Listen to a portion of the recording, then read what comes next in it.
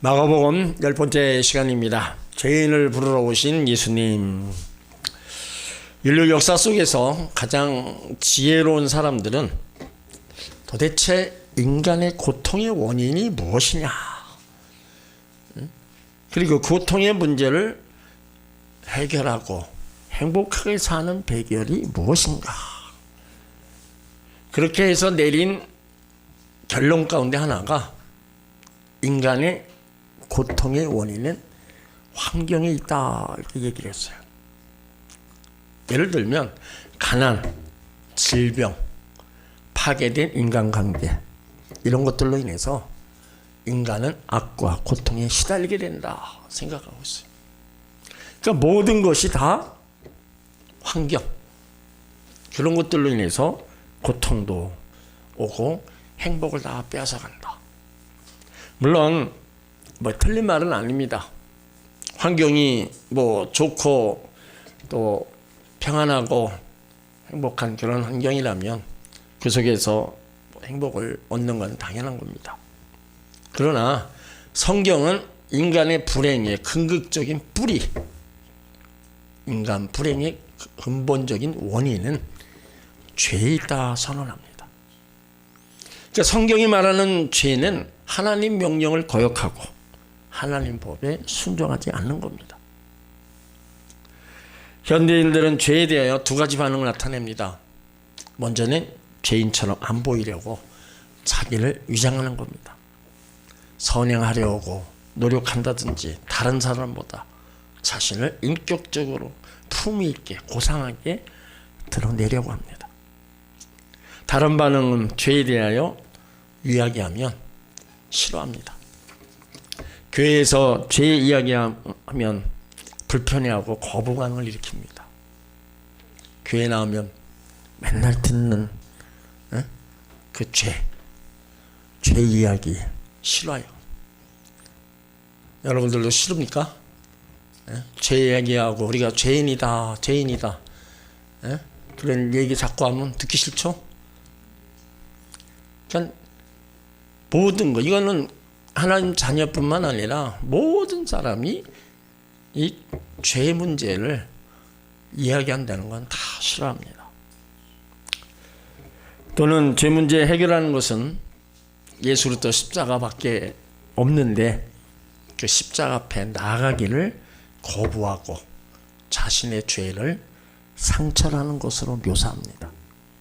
그래서 최근에 죄 대신 상처, 상한 감정을 치유하라고 얘기하고 있어요. 그러니까 자신의 존재감을 높이고 나는 좋은 사람이다, 가능성 있는 사람이라고 말하면서 자기 자신을 사랑하라고도 합니다. 그래서 어떤 사람들은 궁극적인 사고방식을 가지고 자신을 사랑하면 현실의 고통의 문제를 해결할 수 있다 생각을 해요.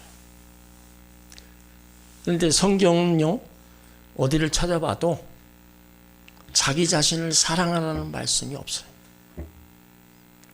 자기 자신을 사랑하는 것이 말세에 나타나는 특징이라고 얘기합니다. 디모데후서 3장 1절로 2절에 보면 말세에 나타나는 특징 가운데 하나가 자기를 사랑하며 돈을 사랑한다, 그렇게 얘기를 하고 있어요. 물론 십자가를 통해서 죄사함 받는 기쁨, 감격을 누리면서 죄영사함의 기쁨, 감격이 넘칠 때 하나님을 사랑할 수 있습니다. 그러나 죄 문제를 해결받지 못한 사람은 진정한 평안과 기쁨이 없습니다. 여러분, 이 죄는 우리가 정말로 심각하게 생각을 해야 돼요. 오죽하면은 하나님이 이 땅에 몸을 입고 내려오셨네, 그 죄를 없애려고. 그만큼 죄가 무서운 거고 결국은 죄의 싹은 사망입니다. 그러니까 죄가 결국은 장성해서 사망에 이르는 거예요. 그러니까 우리가 이런 죄 문제를 우리가 쉽게 생각하면 안 되고, 내가 무슨 죄를 졌냐 그렇게 또 얘기하셔도 안 되는 거예요. 예수님은 오늘요, 건강한 자에게는 의원이 쓸데없고 병든 자에게라 쓸데있느니라, 나는 의인을 부르러 온 것이 아니고 죄인을 부르러 왔다. 그러니까 예수님이 이 세상에 오신 목적을 아주 명쾌하게 말씀하신 거예요. 만약 예수님이 의인을 부르러 오셨다면 이 자리에 예배 참석해서 예배 드릴 사람 누가 있겠습니까? 만약에 예수님께서 좀 가지고 있고 가문도 괜찮고 좀 미모도 괜찮고 정말로 제일 잘난 사람만 부르셨다면 우리의 구주가 될 수 없습니다. 우리가 하나님 앞에 죄인인 줄 아시고 하나님의 영광의 보좌를 버리시고 이 땅에 오셔서 우리가 받아야 될 죄의 징벌을 받으시고 우리를 구원해 주신 거예요. 이것이 기독교의 핵심 진리입니다. 오늘 예수님이 오늘 이제 제자를 하나하나 부르시면서 그의 부름에 대한 답을 오늘 또 하시는 것을 볼 수 있습니다. 오늘 14절을 다 먼저 있습니다. 또 지나가시다가 알페오의 아들 레위가 세간에 앉아 있는 것을 보시고 저에게 이르시되 나를 쫓으라 하시니 일어나 쫓으니라. 예수님께서 많은 사람 중에 세간에 앉아 있는 레위 마태를 부르신 사실을 주목해야 됩니다. 이 레위는 마태복음 9장 9절에 마태라고 기록되어 있어요. 그가 사도가 된 이후에 마태라는 이름을 얻었고 그의 형제 야고보도 예수님의 제자가 됩니다. 자, 예수님께서 세간에 있는 레위를 왜 부르셨는지는 알 수 없어요. 자, 어떻게 해서 이름을 레위였을까? 그는 레위 지파에 속했을 겁니다. 원래 레위인들은 신명기 9장 10장 9절에 기업으로 얻은 땅에서 여호와가 나의 기업이라고 고백하며 살았습니다. 그러나 그의 직업은 세리였어요. 레위 지파 사람이었으면 대부분 성전에서 섬기는 일을 하는 자들이었습니다. 그런데 백성의 세금을 걷어들여 갈릴리 분봉왕 헤롯에게 바치는 일이 자신의 기업이 되었습니다. 당시 로마 지배받고 있는 것도 억울하고 분한데 로마를 위해서 국민들의 세금을 거둔다는 것, 민족적 자존심을 포기하는 것이었고 이러한 일을 하는 사람이 바로 세리였어요. 그러니까 세리는 당시 유대 사회에서 부러움과 비난을 동시에 받았습니다. 그러니까 세리라는 자리는요, 경제적으로 부를 수 있는 자리였어요. 그러나 로마의 앞잡이가 되어서 백성들의 세금을 무겁게 매기고 그것을 중간에서 가르치는 것이 세리였기 때문에 믿지 못할 사람으로서 사회적 멸시를 받았습니다. 그러니까 유대인들은 세리와 마주치는 것조차 싫어했고 대화도 나누지 않았다. 심지어 나병 환자를 대하다 세리를 보면 피해갔다. 그런데 예수님께서 지나가시다가 세간에 앉아있는 레위를 보셨어요. 그리고 나를 따르라 말씀. 자, 레위가 어떡합니까? 예수님 부르심 앞에 세상적 인간 욕망의 자리에서 과감하게 일어나 자리를 박차고 일어나는 거예요. 이 레위는 인간적 재물과 풍요, 안정적인 자신의 삶을 포기하고 일어나 따르게 됩니다. 그러니까 세리를 보고 나를 따르라 말씀하셨다는 것, 특별한 의도가 있었다는 겁니다. 당시 종교적으로 경건의 외형적 모습을 유지했던 상식과 통념을 깨트리는 행위였어요. 그가 메시아라면 당연히 하나님 나라를 고대하고 거룩한 삶을 살았던 의인을 부르셔야 했을 겁니다. 그런데 그 시대에 율법에 제일 충실했던 바리새인들, 율법학자들, 서기관들 먼저 불러야 됐어요. 그런데 예수님은 그들을 부르지 않았습니다. 그 시대의 비난과 천대를 받았던 세리를 불렀어요. 왜 부르셨을까? 그 부름에 레위는 어떻게 반응했어요? 일어나 따랐다 말씀하고 있어요. 아무것도 준비된 것이 없는 세리에게 나를 따르는 주님의 그 명령은 당황스럽고 부담스러운 일입니다. 그러니까 마가는 세리 레위가 어떻게 따랐는가에 대해서는 말씀이 없어요. 그런데 확실한 거는 주의 말씀에 그냥 순종했다는 겁니다. 하나님 부르심 앞에 도저히 거부할 수 없는 불가항력적인 하나님의 은혜가 있었을 겁니다. 그렇게 자신의 온갖 비난과 수모를 겪으면서 지켜온 세리라는 자리를 버린 거예요. 그러면 세리를 부르신 하나님, 바로 오늘도 예수님은 모든 사람을 향해서 지금 부르고 계신다는 거예요. 예수님의 부름에는요, 차별이 없습니다. 빈부, 귀천, 나이, 아무 차별이 없어요. 문제는 뭐예요? 예수님 부르심 앞에 순종하는 것과 순종하지 않는 것에 대한 차이입니다. 모두가 다 구원받기를 원하고 모두가 다 주 앞에 오기를 원하는데 그것을 받아들이고 순종하는 사람이 있는가 하면 그것을 전혀 무관심하고 받아들이지 않는 그 사람과의 그 차이만 있을 뿐이에요. 예수님이 부르시는 제자들은요, 실력, 능력 테스트하지 않았습니다. 물론 제자란 순종 테스트를 통과한 사람입니다. 하나님 나라에서는 머리 좋고 실력 있는 사람보다 주님의 부르심에 순종하는 사람이 더 많은 일을 하게 됩니다. 자신의 수준보다 더 높은 수준의 삶을 살려면 나를 부르시는 하나님께 순종해야 됩니다. 우리가 믿음의 삶을 살면서 왜 기적 능력이 없냐? 한번 생각해 봐야 돼요. 여러 가지 이유가 있겠지만 순종해야 할 타이밍에 자기 생각을 믿음으로 반응해야 할 때 불신앙으로 일관하는 겁니다. 하나님의 부르심에 순종하는 통해서 하나님은요, 일하시는 거예요. 여러분, 순종 물론 어렵습니다. 불순종이 훨씬 더 쉬워요. 교회에서 뭐 요구할 때 그거 순종은 담임 목사한테 하는 게 아닙니다. 근본적으로 하나님 앞에 하는 거예요. 그러니까 그 일들이 크든지 작든지 그 일을 내가 감당하면 되는 거예요. 순종은 우리의 본성이 아닙니다. 순종은 예수님 본성이에요. 그래서 예수님은 십자가에 죽기까지 복종하셨어요. 로마서 5장 19절에 한 사람이 순종하지 아니함으로 많은 사람이 죄인이 된 것 같이 한 사람이 순종함으로 많은 사람이 의인이 되리라. 한 사람 아담의 불순종으로 온 인류가 죄 아래 있게 되었습니다. 그런데 마지막 아담이신 예수님의 순종으로 많은 사람들이 의인이 되었어요.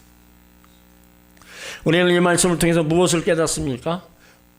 예수님은 오늘도 우리를 부르신다는 거예요. 성도들에게 있어서 가장 중요한 일이 있다면 우리를 부르시는 바로 하나님의 음성을 듣는 겁니다. 말씀으로도 듣고 마음의 감동으로도 듣고. 사무엘 3장에 대조되는 두 사람이 있어요.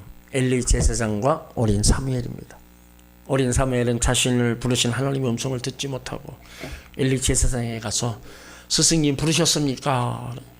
부른 적 없다. 가서 작어라. 사무엘이 또 묻습니다. 부르셨습니까? 제사장 엘리는 하나님께서 자기 대신에 사무엘을 부르신다는 것을 깨달았어요. 그런데 그 후에 엘리 제사장 집안은 멸망을 받고 사무엘은 하나님 앞에 쓰임받게 됩니다. 그러니까 하나님의 부름 앞에 우리가 순종하는 거하고 그것을 무시하고 나가는 거에는 시간이 지나면 지날수록 분명히 차이가 난다는 거예요. 그러니까 하나님은요, 자기 백성들을 수없이 불렀습니다. 그런데 안타깝게 그 부르심에 반응하지 못했어요. 호세아 11장 1절로 2절에 이스라엘이 어렸을 때 내가 사랑하여 내 아들을 애굽에서 불러내었거늘 선지자들이 저희를 부를수록 저희가 점점 멀리하고 바알들에게 제사하며 아로새긴 우상 앞에 분향하였느니라. 어릴 때부터 사랑해서 애굽에서 불러내고 다 냈는데 자꾸 부를수록 멀리했다는 거예요. 부를수록 자꾸 떠나가면서 우상 앞에 제사하고 우상 숨겼다는 거예요. 그러니까 하나님이 그렇게 부르는데도 왜 자꾸 그걸 멀리할까? 우리 안에는요, 이 죄성이 있어가지고 우리는 가만히 그냥 내버려 두면요, 하나님보다도 죄악의 길을 우리는 갑니다. 지옥을 가만히 내버려 두면 지옥 가는 것처럼 우리 신앙, 우리 믿음의 자녀를 할지라도요, 가만히 우리가 아무것도 안 하고 내버려 두면요, 그냥 죄악의 길로 가요. 그래서 우리가 하나님 앞에 나와서 말씀 듣고 예배 드리면서 우리가 하나님 앞에 더 가까이 가는 거예요. 그러니까 예배 드릴 때와 내가 예배 생활을 멀리하고 교회를 멀리할 때 그 차이점이 뭐예요? 그래도 우리가 하나님 전에 와서 하면은 우리가 죄악의 길에서 돌이키잖아요. 그렇지만 하나님 앞에 오는 곳이 멀어지고 없을 때는 자꾸 세상으로 나가고, 가다 보면 자꾸 죄악의 길을 가고 자꾸 죄를 타고. 그러니까 하나님이 항상 하나님의 자녀들이 하나님 앞에 있기를 원하시는 거예요. 조금이라도 그 죄의 길에서 돌이켜서 의인된 삶으로, 의인된 길을 가기를 그렇게 원하시는 겁니다. 그래서 하나님이 부르시는 거예요. 여러분, 예배 시간이 뭐예요? 하나님이 부르는 거예요. 응? 예배 시간 정해놓고 새벽에도 부르고 낮에도 부르고 금요 기도에도 부르고 주일도 부르고 부르는 거예요, 하나님. 거기 나오는 사람도 있고 또 형평상 못 나오는 사람도 있고 여러 가지 환경이 우리 가운데 접하잖아요. 그래도 우리는요, 나올 수 있다면 우리는 하나님 앞에 우리는 나와야 됩니다. 아담이 범죄하고 하나님을 떠났을 때 아담아 네가 어디 있느냐 부르신 것처럼 하나님이 우리를 부르셔서 예배자로 부르시고 하나님의 나라에 일할 기회로 우리를 부르신다는 겁니다. 그러므로 우리가 구체적인 하나님의 손길을 느끼기를 원한다면 나를 따르라, 그 하나님의 부르심에 순종하는 자리로 나오시기 바랍니다. 오늘 세간에 앉아있던 레위, 그가 이제 예수님 부름에 와서 예수님을 자기 집으로 초대합니다. 자, 15절을 읽습니다. 그의 집에 앉아 잡수실 때 많은 세리와 죄인들이 예수와 그 제자들과 함께 앉았으니 이는 저희가 많이 있어서 예수를 쫓으매로라. 세리였던 레위가 예수님 부르심을 받고 나서 예수님을 자기 집으로 초대했습니다. 많은 세리들과 죄인들, 예수님의 제자들 함께 음식을 먹고 있었어요. 여기 죄인들이란 특정한 죄인을 가리키는 게 아니라 율법을 모르고 율법을 준수하지 않는 자들입니다. 그러니까 당시 바리새인들의 그 율법 해석을 거부하고 위반한 자들은 모두 죄인들로 취급했어요. 그러니까 예수님께서 이러한 자들과 함께 음식 먹고 교제하는 것, 율법을 어기는 것과 같은 행위였습니다. 당시 종교적 여건에 비춰볼 때 예수님의 이러한 행동은요, 아주 파격적인 겁니다. 예수님의 이러한 모습, 바리새인과 서기관들의 비난의 대상이 되기 아주 충분했어요. 어떻게 죄인들과 함께 음식을 먹을 수 있느냐. 자, 그때 16절에 있습니다. 바리새인의 서기관들이 예수께서 죄인과 세리들과 함께 잡수시는 것을 보고 제자들에게 이르되 어찌하여 세리와 죄인들과 함께 먹는가. 예수님께서는 의도적으로 세리 죄인들과 함께 음식을 나누시면서 이제 사람들이 평가하는 죄인과 의인의 불경건한 자와 경건한 자 더 이상 중요하지 않다는 것을 몸소 보여주신 겁니다. 왜냐하면 예수님이 죄인들과의 식탁 교제는요, 죄인을 향한 하나님의 용서와 구원의 자리가 되기 때문입니다. 이 말씀은 의인을 배제시킨다는 뜻이 아니라 하나님 나라에서는 스스로 의롭다고 하는 자들이 필요한 것이 아니라 가난한 자들과 병든 자들, 소경들, 저는 자들이 필요한 겁니다. 이들이 마지막 때 하나님 나라의 기쁨의 잔치에 참여하게 될 것임을 이제 말해주고 있는 거예요. 그러니까 예수님은 하나님 나라에서 이 땅의 죄인들을 바로 치료하시기 오신 의사라는 거예요. 잘난 사람도 똑똑한 사람도 율법을 내세워서 그것을 어기면 죄인 취급하고 그런 사람들 절대로 예수님은 상종하지도 않았습니다. 그래서 예수님이 제일 미워한 거 서기관과 바리새인들이 자기들이 최고라는 거예요. 그러고 나서 다 가난한 자, 병든 자들 다 죄인 취급하고 다 멸시했어요. 그러니까 예수님은 항상 그 공생의 사역을 보면 병든 자들, 가난한 자들과 항상 그들과 함께 했습니다. 잘난 사람은 또 따라다니지도 않았어요. 예전에 처음 우리나라 기독교 들어오고 한참 복음이 증거될 때 우리나라 현실이 어땠습니까? 그때 다 가난했잖아요. 응? 못 먹고 병들었고 그런 사람들이 정말로 진짜 교회 엄청 다녔습니다.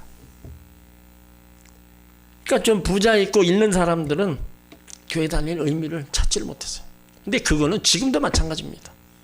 지금도 좀 뭔가를 가지고 있고 좀 누리고 산다는 사람들 교회에 나오기 쉽지 않습니다. 그러니까 항상 예수님이 함께했던 그 사람들 지금도 변함없이 정말로 힘들고 어렵고 그런 사람들이 더 신앙생활하고 하나님 찾는 것을 볼 수 있어요. 그런데 그런 분들을 또 하나님은 불쌍히 여기고 긍휼히 여겨주셔서 그들에게 또 은혜를 베풀어 주시는 거예요. 물론 부자 중에도 예수 잘 믿는 사람이 있습니다. 근데 대부분 부자 중에서 예수 잘 믿기가 그렇게 쉽지 않은 겁니다. 그래서 오죽하면은 낙타가 바늘귀로 들어가는 것보다 천국에 들어가는 게 더 어렵다. 예수님 그렇게까지 말씀하신 거예요. 바리새인들이 얘기했을 때 예수님이 17절에 이제 대답하십니다. 17절을 읽습니다. 예수께서 들으시고 저에게 이르시되 건강한 자에게는 의원이 쓸데없고 병든 자에게라야 쓸데있느니라. 내가 의인을 부르러 온 것이 아니요 죄인을 부르러 왔노라 하시니라. 의사는 병든 사람에게 필요하지 건강한 사람에게는 필요치 않습니다. 당연한 말입니다. 의사가 존재하는 이유는 병든 사람들 때문입니다. 예수님이 찾으시는 환자들은 마음의 병을 앓고 있는 죄인들입니다. 그 이유가 뭐예요? 아담과 하와가 범죄했을 때 부족함 없고 모든 것이 차고 넘치는 지상 낙원이었어요.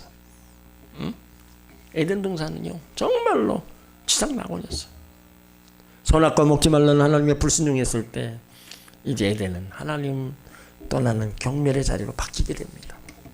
하나님의 형상으로 지음받고 하나님으로부터 주시는 기쁨을 거부하고 인간이 자신이 더 중요시하고 자기 중심적으로 살아가면서 육체의 욕망을 탐닉하는 그런 타락으로 전락되고 말아요. 이게 사단의 유혹에 빠져서 스스로 하나님이 되려는 자리에 들어감으로써 하나님 나라의 축복을 다 버린 겁니다. 그 결과 아담의 후손인 우리는요 모든 죄인으로 태어나게 되었어요. 그러니까 이 세상에는 죄 없는 자가 한 사람도 없습니다. 의인은 없나니 한 사람도 없다. 모든 사람이 죄를 범하였으며 하나님 영광에 이르지 못한다. 다만 바리새인과 서기관들은 자신들이 죄인인 걸 깨닫지 못하는 겁니다. 그러니 얼마나 안타깝겠어요. 바리새인 그들은요 세리 죄인들 더러운 자들이기 때문에 함께 밥 먹는 것조차도 안 된다고 지적하고 있어요. 그들은 경건을 자랑하고 죄인들과 힘없는 자들을 무시하고 의인인 척하면서 약한 자들을 멸시했습니다. 자신들만이 거룩하다고 생각하며 남들을 교회 밖으로 내밀고 있었던 겁니다. 의인을 부르러 오지 않으시고 죄인을 부르러 오신 예수님을 필요로 하는 사람 누구예요? 죄는 많이 짓는 사람들? 아니면 불법 불의를 일삼는 자들입니까? 아닙니다. 하나님 앞에 자신이 죄인임을 깨닫는 사람이에요. 그러니까 율법이 들어온 거는요, 죄를 더하게 하려 함이라. 그러나 죄가 더한 것에 은혜가 더 넘친다. 이 무슨 말이냐? 율법이 주어지기 전에는요, 죄가 드러나지 않았습니다. 그러나 율법을 알게 되니까 죄가 무엇인지 대해서 구체적으로 나타나게 되는 거예요. 우리나라 죄를 지면 법을 갖다가 들이댑니다.